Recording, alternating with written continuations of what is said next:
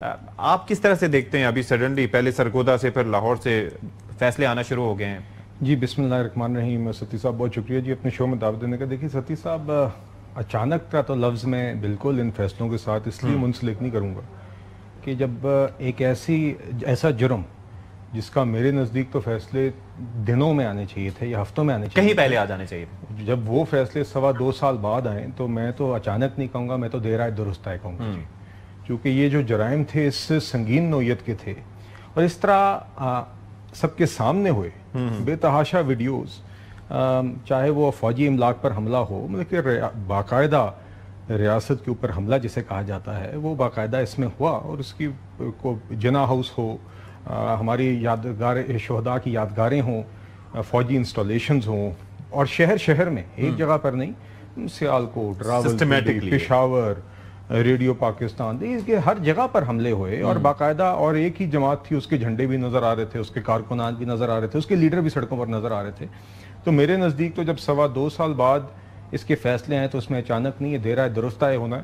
اور جرائم تو ہوئے، کوئی بندہ اس سے یہ بھی نہیں اس سے کہتا کہ یہ جرم نہیں ہوئے. یہ کوئی ایسی چیز ہے جو کہ جس سے کوئی انکاری ہو نہیں سکتا. اچھا، تو ان جرائم کی سزائیں میرے خیال سے تو فائنلی آ گئی ہیں.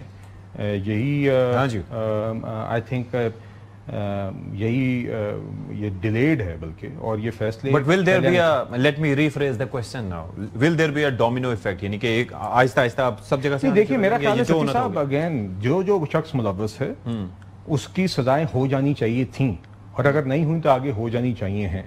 جو شخص نہیں ملوث، جو بے گناہ ہیں، وہ اس میں بری ہونے چاہیے. دیکھیے یہ تو پرنسپل سٹانس ہے. مگر میں صرف اتنا ضرور کہوں گا کہ بہت سارے نام جو آپ نے کل دیکھے ہیں جن کی سزائیں آئی ہیں، یہ وہ لوگ تھے، ان میں سے چند لوگ تو مجھے خود یاد ہے جو آپ کو سامنے نظر آئے، مطلب کہ باقاعدہ لیڈ کرتے ہوئے نظر آئے.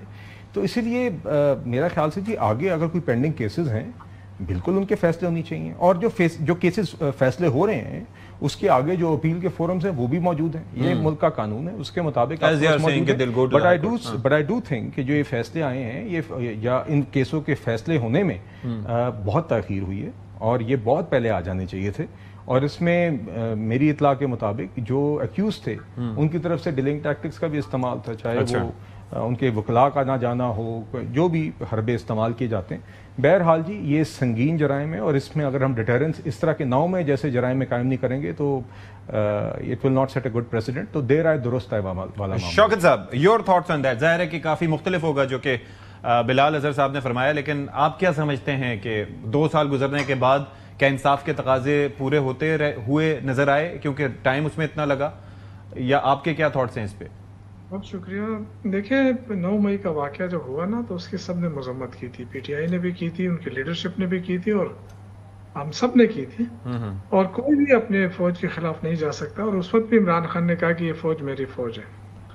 لیکن ایسا نیریٹو بنایا گیا کہ جی یہ عمران خان کے کہنے کے اوپر ہوا ہے. اچھا. اور وہی جو ہے نا وہ لڑی بناتی دکھائی دے رہی ہے، وہ یہ بنانے کی کوشش ہو رہی ہے. بیانیہ بھی یہی بنتا جا رہا ہے کہ جی دیکھیں اس نے یہ کیا.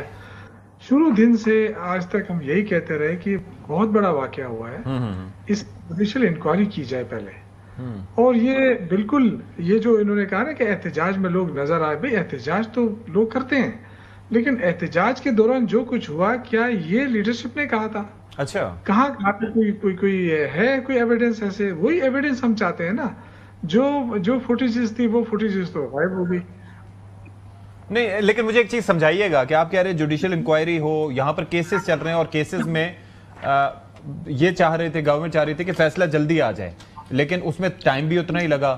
تو دقت کیا ہے بیسیکلی، فرق کیا ہے ان دونوں میں؟ میں یہ کہہ رہا ہوں کہ اگر کوئی ملوث ہے، بالکل دیکھیں نا، میں تو بندہ ہوں جو 9 مئی کو میرے بھی کپڑے پھٹے تھے، میں سب کے سامنے ڈال بن کے کھڑا رہا کہ جی کوئی ادھر نہیں جائے گا. اچھا. جس میں مجھے مار بھی پڑی، میرے کپڑے بھی پھاڑے گئے کہ نہیں چلنا ہے. بہت سارے لوگ ایسے تھے جو چلنا ہے، لیکن ہمیں تو کوئی انسٹرکشن نہیں تھی نا پارٹی کی طرف سے کہ آپ نے جانا ہے. تو اگر ہوتی تو پھر ہمیں بھی ہوتی نا، پشاور میں بھی ہوتی.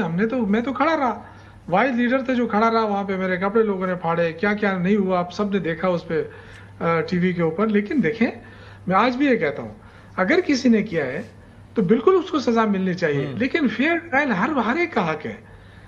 لوگ 302 کر لیتے ہیں، دیکھ لیتے ہیں سامنے لیکن کس نے شوکت مارا صاحب ہے. مجھے یہ ذرا سمجھائیے گا کہ ضروری تو نہیں ہے کہ ہر کارکن آپ جیسا تحمل یا بردباری رکھتا ہو، یا ہر لیڈر کا مائنڈ سیٹ ایسا ہو کہ آپ تو اگنور بھی کیے جاتے ہیں، اس کے باوجود بھی آپ پارٹی کے ساتھ جڑے رہتے ہیں اور پھر مخلص رہتے ہیں. تو ضروری تو نہیں ہے کہ ہر کسی کا مائنڈ سیٹ ایسا ہو. نہیں، میں عرض یہ کر رہا ہوں کہ دیکھیں عمران خان نے جب پریس کانفرنس کی 9 مئی کے بعد، تو انہوں نے خود یہ کہا کہ دیکھیں ہمارے کچھ لوگ جو ہیں وہ لوگوں کو روکتے بھی رہے ہیں، جس میں انہوں نے میرا نام بھی لیا کہ شوکت یوسفزئی کو باقاعدہ مارا گیا، اس کے کپڑے پھاڑے گئے، لیکن وہ لوگوں کو روکتا رہا.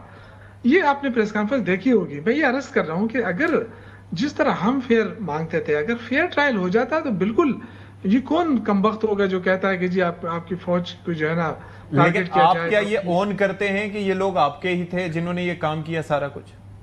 دیکھیں ہو سکتا ہے، میں یہ نہیں کہتا. دیکھیں جب موو چلتی ہے نا تو اس میں کچھ گھس بھی جاتے ہیں، وہ کہتے ہیں آ جاؤ. میں اپنی مثال دے سکتا ہوں پشاور میں، وہ بیچارے بہت سارے ورکر تھے، ان کو پتہ ہی نہیں تھا کہ یہ کیا ہو رہا ہے.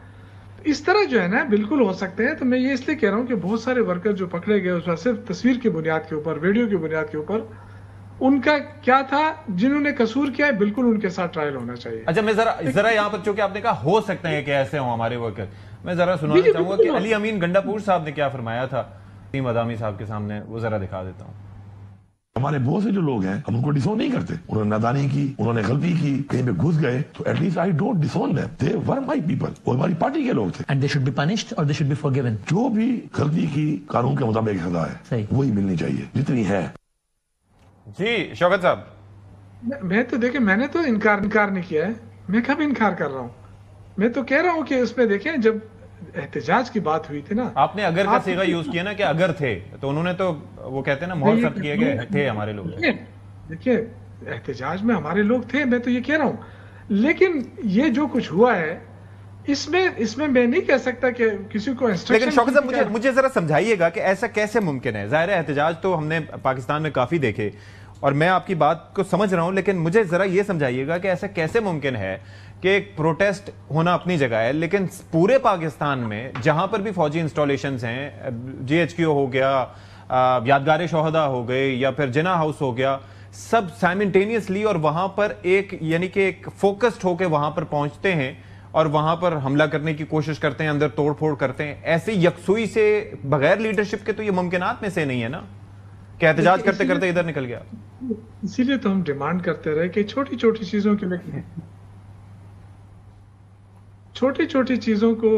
کے لیے آپ کمیشن بناتے ہیں. اتنا بڑا واقعہ ہوا ہے تو کیا یہ ضروری نہیں تھا کہ اس پہ جوڈیشل کمیشن بن جاتا، بڑا اعلیٰ سطح کا کمیشن بن جاتا اور اس کی بالکل یہ چیزیں تھرولی دیکھی جاتی کہ کیا ایک پارٹی نے یہ کیا ہے، یہ اس کے کہنے کے اوپر ہوا ہے، یا یہ اچانک یہ کیسے ہو گیا. یہ ساری چیزیں تو سامنے آنی چاہیے تھی نا. اچھا اس کے بعد پھر ٹرائل ہو جاتا، بالکل ہو جاتا. میں آج بھی اس پہ قائم ہوں کہ بالکل ہو جاتا ہے. جس نے غلط کیا ہے غلط ہے، میں اس کو کبھی سپورٹ نہیں کروں گا. لیکن اس جوڈیشل کمیشن کے سے کیوں روگردانی کی گئی اور مسلم لیگ نون کو اتنی جلدی کیوں رہی کہ جی ان کو سزائیں ہو جائیں.